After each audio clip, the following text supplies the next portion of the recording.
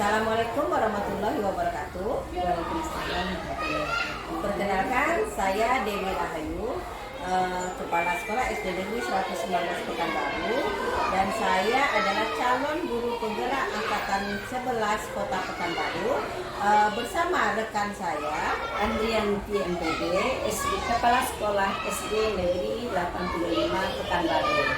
Terima kasih. Terima kasih. Assalamualaikum Bu An. Waalaikumsalam warahmatullahi wabarakatuh. Apa kabar Bu An? Alhamdulillah, kabar baik. Bu Dewi begitu juga kan? Alhamdulillah. Sehat Bu An kan? Alhamdulillah. Semakin fresh nampaknya Bu An. Itu yang dicari-cari. Oh ya Bu An, Bu An memang semangat. Oh ya Bu An, dia datang ke sini mau minta waktu Bu An.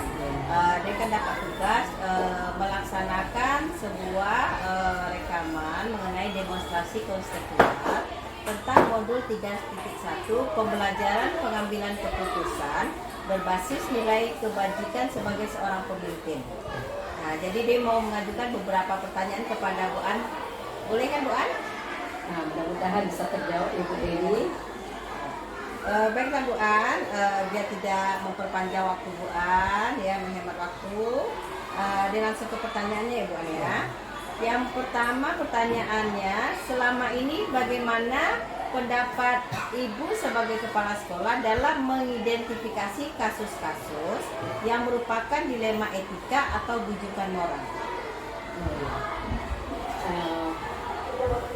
Menurut pendapat saya, dilema etika itu terjadi apabila ada kasus atau ada permasalahan yang dihadapi itu benar lawan dan benar. Itu benar lawan benar. Sedangkan bujukan moral terjadi apabila kasus tersebut benar lawan salah. Saya selaku kepala sekolah terkadang mendapatkan laporan atau permasalahan itu dari guru, komite, orang tua, murid dan murid sendiri ya Bu ya. Nah, jadi dan segera akan saya selesaikan dengan mengumpulkan informasi atau fakta-fakta apa dari berbagai pihak, mencari tahu siapa yang terlibat, dan terakhir baru mencari solusi. Setelah mendapatkan solusi, itulah yang mendapatkan hasil keputusan yang dari permasalahan yang tersebut. Jadi Ibu untuk mendapatkan untuk mengidentifikasi kasus ini, Ibu lihat dulu apakah itu dia dilema etika ataupun bujukan moral ya Ibu. Ya. Pertanyaan yang kedua ya Bu, bagaimana Ibu menjalankan pengambilan keputusan di sekolah, terutama untuk kasus-kasus di mana ada dua kepentingan yang sama, benar atau mengandung nilai-nilai kebajikan? Seperti biasa, saya mengajak semua guru ya, dan staf sekolah yang berdiskusi dengan forum diskusi telah masalah itu kami ungkapkan dan secara bersama-sama mencari solusinya. Nah, mempertimbangkan lagi semua sisi dari masalah serta dampak positif dan negatifnya. Sebelum memutuskan hasil dari permasalahan tersebut, kami berusaha untuk mencapai kesepakatan bersama dengan adil dan mengandung nilai-nilai kebajikan tanpa merugikan pihak yang lainnya. Jadi kalau misalnya untuk mengambil keputusan, berarti Ibu mengajak semua guru dan staf untuk berdiskusi ya Bu ya. Iya, dikumpulkan bersama dulu. Bersama. Setelah itu baru kita permasalahan itu tuh apa? Nah, bagaimana cara jalan keluarnya? Barulah di situ setelah dirundingkan baru jumpa apa itu permasalahan dan bagaimana akan caranya untuk menyelesaikan masalah itu. Jadi Ibu berdiskusi dengan guru-guru, mengumpulkan guru-guru, Iya. baru Ibu lihat dulu masalah apa yang ada yang sedang dilema sekarang, Iya. terus baru Ibu bersama guru-guru mengambil musyawarah untuk mengambil sebuah keputusan. Iya. Nah, baiklah Ibu. Yang ketiga Ibu, pertanyaannya, langkah-langkah atau prosedur seperti apa yang biasa Ibu lakukan selama ini dalam mengambil keputusan? Nah, semua yang kita kumpulkan dulu semua informasi yang terkait ya, identitas semua nilai-nilai yang bertentangan. Diskusikan dengan tim pertimbangan pertimbangan dampak untuk semua orang. Buat rencana berdasarkan analisis tersebut dan ambil keputusan dari rencana tersebut. Jadi langkah-langkah Ibu untuk mengambil suatu keputusan yang selama ini Ibu lakukan, yang pertama Ibu mengumpulkan bukti atau informasi yang terkait. Iya. Yang kedua Ibu identifikasikan semua nilai-nilai yang bertentangan, baru Ibu diskusikan dengan tim Ibu. Iya. Dan setelah itu baru Ibu pertimbangkan dampaknya baik positif dan negatifnya, baru Ibu mengambil keputusan dari semua rancangan. Ya baik Ibu ya. Yang keempat Ibu, hal-hal apa saja yang selama ini Ibu lakukan yang Ibu anggap efektif dalam pengambilan keputusan pada kasus-kasus dilema etika? Hal-hal yang efektif dalam pengambilan keputusan dalam kasus dilema etika adalah dengan melakukan pengujian benar atau salah dan pengujian besar lawan dan benar. Nah, kolaborasinya, keterbukaan dan bermusyawarah baik dalam ruang lingkup yang kecil maupun ruang lingkup yang besar. Jadi hal-hal yang Ibu anggap efektif yaitu Ibu melakukan pengujian benar lawan benar, Ya. terus pengujian benar lawan salah. Dan Ibu berkolaborasi, Ya. terus keterbukaan dan musyawarah di ruang lingkup yang kecil maupun di ruang lingkup yang besar ya Bu. Iya, betul. Pertanyaan selanjutnya Ibu, Ya. hal-hal apa saja yang selama ini merupakan tantangan bagi Ibu dalam mengambil keputusan pada kasus-kasus dilema etika? Nah, tantangan ya Bu ya, tantangan dalam pengambilan keputusan pada kasus dilema etika. Nah, belum banyak orang yang memahami ya tentang apa maksud dilema etika atau tentang rujukan moral. Nah, dan bagaimana memberikan pengertian kepada pihak yang merasa tidak puas ya, dengan keputusan yang saya buat. Sebagian orang cenderung memberikan kritikan pedas ya, dan menyatakan saya tidak tegas saat mengambil keputusan. Dikarenakan saya selalu berdasarkan kepedulian dan rasa kasih sayang, padahal saya mempertimbangkan kebaikan bersama dan masa depan murid. Dan wajar, tetapi masih saya hadapi dengan mengajak semua berkolaborasi bersama-sama mencari solusi dan saat membuat keputusan. Jadi itu tantangan Ibu ya, banyak orang belum tahu tentang apa itu dilema etika dan juga rujukan moral. Ya. Terus banyak juga yang menentang atau memberikan kritikan saat Ibu mengambil sebuah keputusan ya Bu ya. Jadi itu tantangan. Kemungkinan itu kan kadang-kadang guru-guru itu tuh atau kalau kita ada sebuah kasus tentu ada pro dan kontra. Iya. Ada orang menilai yang sisi positif dan negatifnya. Jadi melihat seseorang tersebut apakah dia yang dibilang benar itu salah itu tuh tentu ada alasannya, dan dibilang benar itu benar tentu ada alasannya ya. Jadi semuanya itu kita rangkum. Jadi itulah yang tantangan Ibu ya. Ya, tantangan. Sering mendapat kritikan Pedas dari guru-guru. Kadang-kadang dia bicara di depan kita baik-baik, tapi di belakang belum tahu. Tetapi mudah-mudahan dengan adanya kita mencari solusi yang tersebut, mereka itu sudah iya ya benar apa yang dikasih itu. Nah, jadi semuanya itu berdasarkan keputusan tersebut. Ya. Siap Ibu. Selanjutnya pertanyaan yang keenam. Apakah Ibu memiliki sebuah tata kala atau jadwal tertentu dalam menyelesaikan sebuah kasus? Dan apakah Ibu langsung menyelesaikan kasus tersebut di tempat atau memiliki sebuah jadwal untuk menyelesaikannya dalam bentuk atau prosedur seperti yang Ibu jalankan? Iya. Apakah Ibu mempunyai jadwal atau tidak? Nah, kalau seandainya ada kasus, ya tidak ada waktu khusus. Bagi saya, untuk khusus itu untuk menyelesaikan sebuah kasus. Prinsip saya, lebih cepat lebih baik. Apabila ada suatu kasus, ayo kita selesaikan baik-baik. Atau masalah apapun, nah, lebih baik lebih cepat. Nah, agar permasalahan tersebut tidak berlarut-larut. Nah, dan prosedurnya yang saya lakukan yaitu menggali sebanyak mungkin informasi dari berbagai sumber, ya. Menelaah permasalahan, berdiskusi bersama guru-guru dan mendapatkan pendapat atau masukan dari mereka yang mereka barulah kita kemudian membuat keputusan. Jadi intinya kita harus menggodok dulu apa permasalahan yang ada.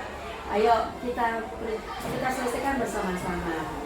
Permasalahan itu kalau dibiarkan begitu saja nanti akan mendapatkan penilaian positif dan negatifnya. Lebih baik kita meng-cut cepat, jangan orang berpikiran negatif terhadap kita. Dalam permasalahan itu kita selesaikan bersama-sama. Jadi kalau misalnya untuk sebuah kasus Ibu tidak ada pakai jadwal ya Bu ya? Tidak ada jadwal. Jadi kalau ada sebuah kasus yang kalau lebih baik prinsip Ibu lebih cepat lebih baik menyelesaikan kasus tersebut. Baik Bu, pertanyaannya selanjutnya Ibu, adakah seseorang atau faktor yang selama ini mempermudah atau membantu Ibu dalam mengambil keputusan pada kasus-kasus dilema etika? Kalau dalam pengambilan keputusan dalam kasus itu, menurut saya itu adalah faktor atau seseorang yang membantu saya dalam mengambil keputusan itu adalah yang pertama sekali saya membutuhkan pendapat. Nah, pendapat dari rekan sesama kepala sekolah. Kita bisa sering juga sama kepala sekolah, pengawas, ya, dan yang lain yang dianggap kita rasanya bisa untuk menyelesaikan permasalahan kita. Yang orang yang sudah berpengalaman. Di bidang yang berpengalaman itu maksudnya di bidang apa yang kita permasalahan itu, dengan adanya itu bisa kita mempermudah mengambil suatu keputusan. Itu yang pertama. Yang kedua, saya membutuhkan keterbukaan, kerjasama dari semua pihak, baik dari wali murid, ya, atau pihak yang lainnya yang di dalamnya terlibat dalam kasus dilema etika serta selalu adil dan berpihak pada nilai-nilai kebajikan. Jadi faktor yang selama ini mempermudah atau membantu Ibu dalam pengambilan keputusan itu ada seseorang yang Ibu percayai ya. Mungkin yang Ibu minta pendapatnya dari rekan-rekannya atau guru kita dulu, rekan sesama kepala sekolah atau kepala sekolah dan pengawas itu yang pimpinan kita yang pimpinan yang lebih tinggi dari kita, atau orang lain yang sudah berpengalaman. Itu bisa kita minta bagaimana pendapat mereka itu apakah kita nanti kita satukan lagi. Nah, itulah permasalahannya, itu yang kita laksanakan. Itu yang membantu Ibu selama ini dari atasan, dari rekan kepala sekolah, dari rekan-rekan guru, dan juga dari orang yang berpengalaman. Ya. Baik Ibu, terakhir. Banyak kali Bu. Terakhir satu lagi pertanyaan Ibu. Dari semua hal yang telah Ibu sampaikan, pembelajaran apa yang dapat Ibu petik dan pengalaman apa yang dapat Ibu ambil dari pengambilan keputusan dilema etika? Jadi di dalam satu keputusan itu tentu kita mempelajari ya. Kita pembelajarannya yang dapat kita petik di dalam pengalaman mengambil suatu keputusan, dilema etika, keputusan dilema etika. Kolaborasi, keterbukaan, kejujuran, dan komunikasi yang sangat penting saat mengambil keputusan, dan saya juga harus bisa mempertimbangkan semua aspek apa manfaatnya dan dampak dari keputusan serta kebijaksanaan dalam pengambilan keputusan yang sesuai dengan nilai-nilai kebaikan.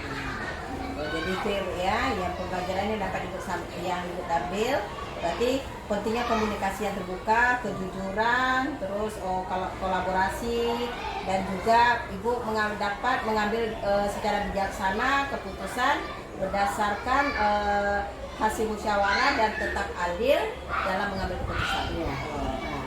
Baiklah ibu, hanya sampai di sini pertanyaan yang saya ajukan kepada ibu. Terima kasih atas waktu dan kesempatannya, dan jawaban ibu ini nih sangat bagus sekali, bisa menambah pengalaman bagi saya. Terima kasih ya ibu. Saya ucapkan terima kasih. Assalamualaikum warahmatullahi wabarakatuh. Waalaikumsalam warahmatullahi wabarakatuh. Assalamualaikum warahmatullahi wabarakatuh.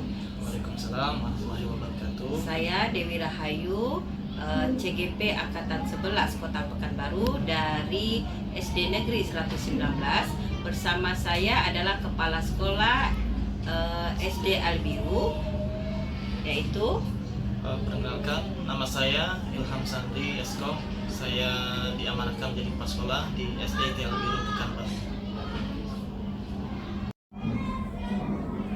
Assalamualaikum warahmatullahi wabarakatuh, Pak Ilham. Waalaikumsalam warahmatullahi wabarakatuh. Apa kabar Pak Ilham? Alhamdulillah sehat. Bu Dewi, gimana kabarnya? Alhamdulillah sehat. Maaf Pak Ilham, saya mengganggu waktu Bapak, boleh Pak? Ya, nggak apa-apa. Begini ya Pak ya, saya dari CGP Angkatan 11 Kota Pekanbaru. Kami mendapatkan tugas untuk membuat sebuah demonstrasi konseptual mengenai modul 3.1, yaitu pembelajaran pengambilan keputusan berbasis nilai kebajikan sebagai pemimpin. Nah, saya mau minta pendapat Bapak sebagai Kepala Sekolah SD IT Al-Biru Pekanbaru. Boleh ya Pak ya? Boleh. Ada waktunya kan Pak? Insya Allah masih banyak waktunya. Alhamdulillah, terima kasih Pak. Nah, untuk tidak memperpanjang waktu Bapak, ini pertanyaan pertama yang saya ajukan. Selama ini bagaimana Bapak dapat mengidentifikasi kasus-kasus yang merupakan dilema etika atau rujukan moral? Baik, terima kasih Bu Dewi atas pertanyaannya. Ini berkaitan tentang kebijakan juga mengenai etika dan juga moral. Tentunya kami sebagai pimpinan, sebagai kepala sekolah di sini, tentunya yang pertama harus kita identifikasi dulu ini mengenai permasalahan yang ada. Mungkin lebih banyaknya kita mengumpulkan informasi terlebih dahulu, dan juga kita mencoba melihat bagaimana bentuk kasusnya, seperti apa kasus yang ada. Seperti itu Bu Dewi. Iya. Oh, jadi Bapak melihat kasusnya dulu ya Pak ya, apakah itu dilema etika atau rujukan moral ya Pak ya. Baik Bapak, yang pertanyaan kedua, selama ini bagaimana Bapak menjalankan pengambilan keputusan di sekolah, terutama untuk kasus-kasus di mana ada dua kepentingan yang sama benar atau mengandung nilai-nilai kebajikan? Oke, baik, nanti ini untuk mengenai kasus-kasus yang mungkin ada dua nilai yang terdapat dalam suatu kasus tersebut. Mungkin kembali lagi kami sebagai pimpinan tentunya kembali ya, yang pertama yang harus kami lakukan tentunya kita tabayun, kita klarifikasi terlebih dahulu terhadap permasalahan yang kita hadapi, apakah itu benar-benar tentang kejadiannya, tentang etika atau itu moral. Tentunya nanti kami sebagai pimpinan akan tabayun juga musyawarah bersama dengan rekan-rekan tim dari pimpinan sekolah untuk membuat penyelesaian berikutnya. Baik Bapak. Yang ketiga, langkah-langkah atau prosedur seperti apa yang biasa Bapak lakukan selama ini untuk mengatasi permasalahan atau dilema di sekolah? Mungkin prosedurnya yang kami lakukan pertama tentunya yang menjadi motto kami juga di sekolah, apapun yang permasalahan kami hadapi, apapun masalah yang akan kami selesaikan, kami harus menyiapkan diri kami terlebih dahulu, terutama dari segi informasi yang telah kita dapatkan tadi. Artinya nanti kami bersama pimpinan lainnya akan berdiskusi, dan juga nanti kami tidak akan membuat ataupun tidak akan menahan dan juga tidak membuat waktu menjadi lebih lama. Jadinya apapun kasus yang kita hadapi tetap bisa kita selesaikan dalam waktu yang lebih cepat agar permasalahannya bisa terselesaikan dengan tepat waktu. Jadi langkah-langkah Bapak mempersiapkan diri, terus berdiskusi dengan rekan, dan juga cepat mengambil keputusan ya Pak ya. Yang keempat Pak, hal-hal apa saja yang selama ini Bapak anggap efektif dalam pengambilan keputusan pada kasus-kasus dilema etika? Ya, mungkin yang menjadi hal yang paling efektif selama ini yang pernah kami jalankan, yang pernah kami laksanakan di sekolah, dari hasil musyawarah tersebut nanti kita bisa melihat nanti tentang kejadian-kejadian tentang etika background moral itu berkaitan dengan kejujuran dari pihak yang terkait tersebut. Jadi kita melihat bagaimana apakah dia benar-benar jujur atau tidak, dan juga nanti kita coba klarifikasi kembali terhadap rekan-rekan sejawat mereka terkait permasalahan tersebut. Karena tabayun dan juga kejujuran ini merupakan satu wadah yang bisa kita ambil. Di sana kita bisa melihat apakah itu benar ataupun tidak yang terjadi. Seperti itu Bu Dewi. Baik Pak ya, yang berarti kejujuran dan tabayun ya Pak ya. Selanjutnya Pak, hal-hal apa saja yang selama ini merupakan tantangan dalam pengambilan keputusan pada kasus dilema etika ini? Tantangan sebagai Bapak sebagai pemimpin. Ya, kalau tantangan mungkin semua kasus kita memiliki tantangan dan juga perspektif yang berbeda juga. Kenapa? Karena tingkat kasus itu pasti berbeda. Orang yang kita hadapi pun berbeda juga. Tantangan yang mungkin yang pernah kami alami dari setiap kasus ini terkait yang tadi yang sudah kita sampaikan, itu bagaimana kita mendapatkan kejujuran terhadap permasalahan tersebut yang disampaikan oleh yang terkait dalam permasalahan tersebut. Apakah yang disampaikan sudah benar-benar jujur atau tidak, nanti kita bisa melihat dari perspektif, dari cara dia berbicara, bagaimana tekstur dia berbicara, karena di sana nanti akan muncul bagaimana emosional dia. Kenapa? Setiap kasus ini pasti tantangan kami terhadap emosional, apalagi terhadap guru. Terkadang kalau guru ini kami melihat yang menjadi tantangan kami ketika kami berhadapan dengan guru yang mungkin lebih senior ataupun ada guru yang baru. Tentunya etika kita berbeda, cara penyampaian kita berbeda. Kita tantangan dari segi dengan siapa kita berbicara dan juga bagaimana cara kita mengantisipasi seperti itu. Jadi tantangan Bapak dari segi tadi yaitu melihat dari kejujuran, terus cara berbicara kita pada senior ataupun junior. Jadi kita lihat juga tekstur dan emosionalnya ya Pak ya. Baik Pak, selanjutnya pertanyaan yang keenam. Apakah Bapak memiliki sebuah tata kala atau jadwal tertentu dalam sebuah penyelesaian kasus dilema etika? Apakah Bapak langsung menyelesaikan di tempat atau memiliki sebuah jadwal untuk menyelesaikan bentuk atau prosedur seperti yang Bapak jalankan? Oke, baik. Kalau perihal mengenai bagaimana tanggapan kami, sikap kami terhadap suatu permasalahan, baik itu masalah etika ataupun moral yang terjadi di sekolah kita, yang pertama yang kami lakukan, pertama itu melihat bagaimana bentuk dari permasalahan tersebut. Apakah itu penting bagi kami atau tidak. Nanti kita buat dari segi kepentingannya. Tentunya kita sebagai pimpinan banyak kegiatan yang ingin kita lakukan. Apakah nanti bisa kita selesaikan langsung atau tidak.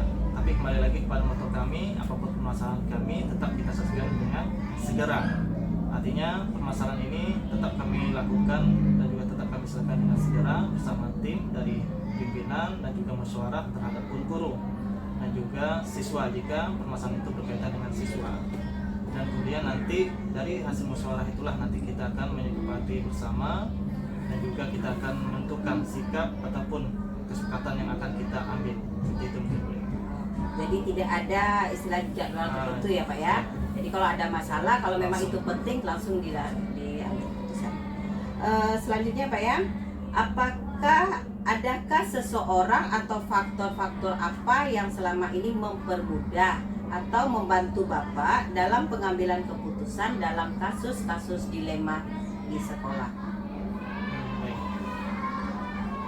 Selama ini setiap permasalahan yang kami alami dan juga teknis penyelesaiannya, memang banyak faktor-faktor pendukung lainnya yang bisa mempercepat dari segi penyelesaian masalah. Di sini yang pertama tentunya kami diskusi dengan tim dari pimpinan sekolah. Berikutnya kami musyawarah dengan semua guru dan juga tentunya dengan siswa jika permasalahan itu berkaitan dengan siswa. Dan kemudian faktor lainnya yaitu tentang adanya peraturan yang telah dibuat di sekolah, peraturan yang telah diterbitkan. Nanti kita akan berpedoman pada peraturan yang telah kita buat. Seandainya permasalahan yang berkaitan dengan moral, berarti ada poin-poin yang harus kita siapkan, yang harus kita ikuti di setiap permasalahan. Terkait hal ini, jika permasalahan itu cukup rumit, mungkin cukup besar, tentunya kami sebagai pimpinan akan berdiskusi lagi ke atasan kami, karena kami sekolah swasta. Di sini kami punya yayasan, nanti kita akan berdiskusi dengan yayasan. Seperti itu, Bu Dewi. Jadi itu ya yang seseorang atau faktor yang membantu Bapak dalam mengambil keputusan. Yang pertama, lihat dulu bentuk permasalahannya apa, terus Bapak diskusi dengan tim ya, tim yang ada di sekolah atau tim yang Bapak pimpin, guru-guru, terus siswa, dan juga berpusat juga pada peraturan yang dibuat ya Pak ya. Dan terutama juga Bapak juga berkoordinasi dengan atasan, yaitu yayasan ya Pak ya. Oke, baik Pak. Dan untuk pertanyaan terakhir ya Pak ya, dari semua hal-hal yang telah disampaikan, pembelajaran apa yang dapat Bapak petik dari pengalaman Bapak mengambil keputusan dilema etika? Pembelajaran atau pengalaman Bapak? Pembelajaran mungkin dari setiap permasalahan yang ada tentunya berbeda pengalaman kita hadapi. Kalau berkaitan dengan etika ataupun moral ini, pembelajaran yang paling berharga bagi kami yaitu bagaimana kita membuat suatu sistem ataupun kejujuran yang menjadi kebiasaan di warga sekolah kita ini. Karena apapun permasalahan yang kita hadapi, semuanya kembali kepada kejujuran kita, kepada kejujuran kawan-kawan kita, guru-guru kita, peserta didik kita. Kalau mereka jujur, kita pun bisa melihat dan juga mencari alternatif apa, solusi apa yang harus kita selesaikan. Karena di sini kita bukan mencari siapa yang salah, siapa yang tidak, tetapi kita harus memberi pemahaman yang baik kepada yang bersalah tersebut. Jadi kalau pembelajaran yang baik mungkin menurut saya lebih kepada kejujuran dan juga keterbukaan dari permasalahan yang kita hadapi. Mungkin seperti itu Bu Dewi. Baik Pak ya, jadi pembelajaran yang dapat Bapak ambil selama ini, pengalaman Bapak, berarti yang kita utamakan adalah kejujuran ya Pak ya. Kejujuran baik di diri kita pribadi, kita terapkan juga kepada anak-anak di sekolah ya Pak ya. Jadi dengan kejujuran kita pun bisa menyelesaikan masalah, dilema-dilema yang ada di sekolah, itu dapat kita selesaikan dengan baik. Ya, seperti itu mungkin. Terima kasih Pak, sudah Bapak Ilham sudah mau menjawab dan memberikan masukan atau pendapat Bapak terhadap tugas yang saya jalani sekarang ini. Saya mengucapkan terima kasih banyak-banyak dan juga maaf mengganggu waktu Bapak. Terima kasih ya Pak ya, sekali lagi saya ucapkan Assalamualaikum warahmatullahi wabarakatuh. Waalaikumsalam warahmatullahi wabarakatuh.